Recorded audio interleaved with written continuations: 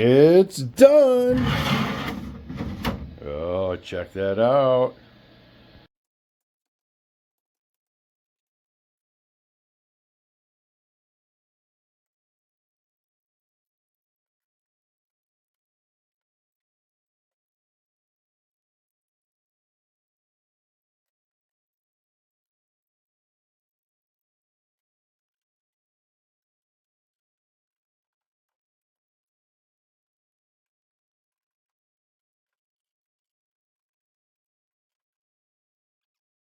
So if you have added the size to your FLSun V400, I wanted a display stand to get the display off the table.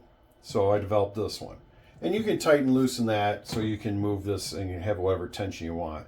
And if you still want to take it out, you can still take it out and use it. But I wanted something that kind of got the display up and out of the way, a little easy to see from a distance. So there it is.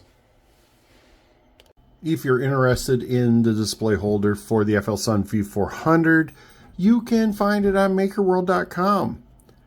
And if you're not a MakerWorld fan and you want to get it at Prusa over at Printables.com, you can find it at Printables.com, and it's number 942559.